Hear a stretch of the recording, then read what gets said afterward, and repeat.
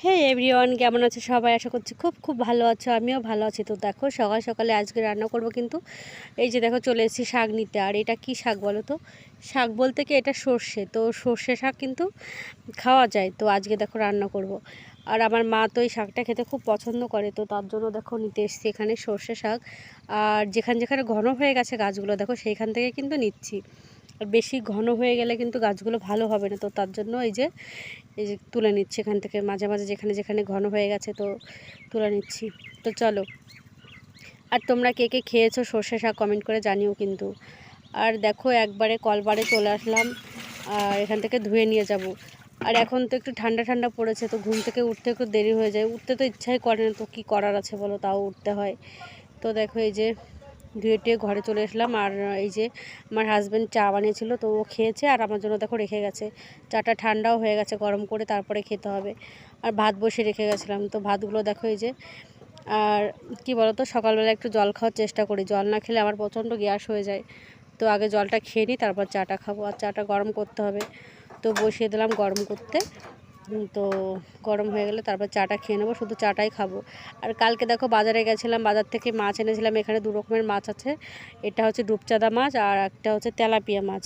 জানি না তোমরা কে কী মাছ মানে কী নামে ঢাকো মাছের।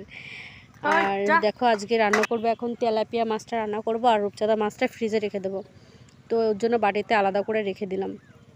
আর এই যে দেখো রসুন আর মাছে হলুদ লবণ মাখিয়ে তেলটা গরম করতে বসিয়ে দিয়েছি। মাছটা ওই যে দেখো ভাজা হয়ে গেছে। আর কেটে কেটে দেখাচ্ছি, বলো ভিডিও তো অনেক বড় হয়ে যায় কেটে কেটে না দেখালো। আর দেখো এই যে দুটো আলু আর একটা বেগুন কেটে নিয়েছি। ভাবলাম যে শুধু শাক দিয়ে তো খাওয়া হবে না, তো আলু আর বেগুন দিয়ে একটু সর্ষে বেটে হালকা পাতলা করে একটু ঝোল করব। তো চলো ওই যে, আর বেগুনটা আমি সবসময় ঝোলের উপর দেওয়ার চেষ্টা করি। তো ওই যে মাছটা অনেকেই আছো যারা সোমবার দেওয়া হয়ে যায় তারপরে দাও, কিন্তু আমি দেখো সবসময় মাছটা যখন মানে জলটা গরম হয়ে যায় তারপরে মাছটা আমি দিয়ে দিই। মাছটা একটু জাল হলে বেশিক্ষণ আমার কাছে বেশি টেস্টি মনে হয়। আর ওই যে দেখো শাকগুলো লঙ্কা চিড়ে রেখে দিয়েছি, আর সর্ষেও এখানে বেটে নিচ্ছি। আর এটা হচ্ছে দেখো এইগুলো কিন্তু আমাদের জমির সর্ষে, অনেক দিন আগেকার সর্ষে, এগুলো কালো সর্ষে। তো এই যে একটুখানি বেটে নিলাম। আর এখন দেখো এই যে সম্বরা দেওয়ার পালা, এখানে শুধু একটু জিরা দেবো। আর দেখো এই যে কমপ্লিট কেমন দেখতে হয়েছে বলো, খেতেও কিন্তু অনেকটা টেস্টি হবে। আর আমি শাক রান্না করার জন্য জল দিয়েছি, জলে আগে শাকটাও ঝোলের উপরে দিই, জলে হলুদ লবণ দিয়ে দেব। জলটা যখন ফুটবে তখন শাকগুলো দিয়ে দেবো।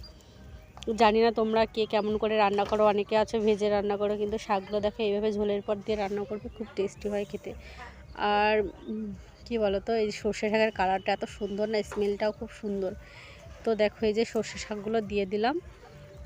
আর এই যে জলটা দেখো কত সুন্দর কালার হয়ে গেছে। একটু হালকা তেতো লাগে, কিন্তু মানে অত একটা বেশি তেতো লাগে না, আমার কাছে তো খুব ভালো লাগে খেতে। আর বেশি করে রসুন দিতে হবে। আর শাক বলতে আমাদের গ্রাম অঞ্চলে তো ঘরে ঘরে মানে প্রতিদিন খেলেও মানে খাওয়া যায়, কারণ দেখো গাছপালা বেশি, শাক পাতা পাওয়া যায়, মাঠ ঘাট বেশি। তো চলো এই যে রসুন আর রাঁধুনি ফোড়ন দিয়ে শাকটা রান্না করবো। আমরা তো গ্রাম অঞ্চলের মানুষ, শাকে বেশিরভাগ রাঁধুনি আর রসুন দিই। তো দেখো এই যে ফাইনাল লুক দুটো তরকারি কেমন হয়েছে দেখতে বলো। আর কে কে খাবে চলে এসো। আজকের মতো এই পর্যন্ত।